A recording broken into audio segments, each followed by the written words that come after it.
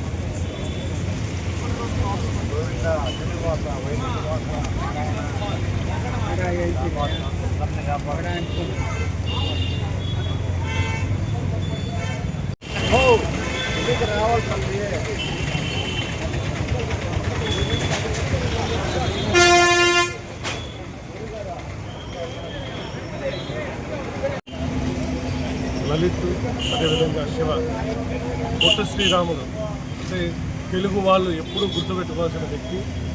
ఆంధ్ర రాష్ట్ర అవతరణకి ఆంధ్రులు ఈరోజు తలెత్తి నిలబెట్టుకుంటారని పొట్టి శ్రీరాములు గారిని స్మరించుకోవాలి. ఆయన లేదే పాత భాషాపైక రాష్ట్రాలు లేవు. ఆమర నిరాహార దీక్ష చేసి తెలుగు వాళ్ళకి ఒక రాష్ట్రాన్ని ఏర్పరిచిన ఒక వ్యక్తి. అలాంటి మహోన్నతమైన వ్యక్తికి ఈరోజు నివాళులు మారి అంటే ప్రతి వారము ఇక్కడ రోయా హాస్పిటల్ ఎక్కడైతే పేదవాళ్ళు ఆరోగ్యం కోసము వాళ్ళ ట్రీట్మెంట్ కోసం వస్తుంటారో వాళ్ళకి అన్నదానం చేయాలనేది ఒక భగవంతుడి చెంత ఒక అద్భుతమైన కార్యక్రమం. దాన్ని వీళ్ళు ఈ ట్రస్ట్ ద్వారా చేయడం చాలా సంతోషం.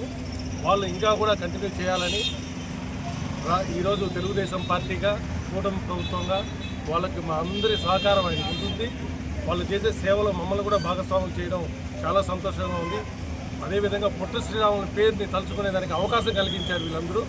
వీళ్ళకి ప్రత్యేకంగా ధన్యవాదాలు తెలియజేసుకుంటూ ఇక్కడ ఈ కార్యక్రమాన్ని ప్రతి ఒక్కరు వినియోగించుకోవాలని ఎంతోమంది దూర ప్రాంతాల నుంచి రోయాకు వస్తూ ఉంటారు ట్రీట్మెంట్ కోసం. మధ్యాహ్న ప్రాంతంలో ఇక్కడి నుంచి ముందుకు పోవాలంటే చాలా దూర ప్రాంతం కాబట్టి వీళ్ళు అన్నదానం చేయడం దేవుడు వీళ్ళ కుటుంబాలను చల్లగా చూస్తుందని కూడా మరొకసారి తెలియజేస్తుంది. నేను వచ్చి సర్దార్ ఎన్జిఓ ప్రెసిడెంట్ అండి.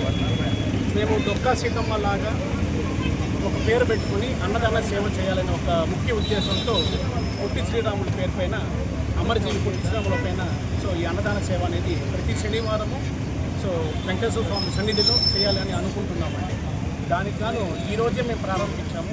దీనికి ఆహ్వానించిన కోడూరు బాలసుబ్రహ్మణ్యం గారికి చాలా థ్యాంక్స్ అండి. వచ్చి స్టార్ట్ చేశారు.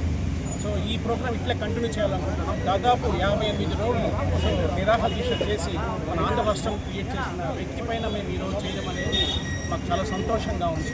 అలానే ఈరోజు స్పాన్సర్ చేసిన నా మిత్రుడు భాస్కర్కి నేను ధన్యవాదాలు చెప్తున్నాను. మా టీం సభ్యులకు ధన్యవాదాలు. Thank you sir.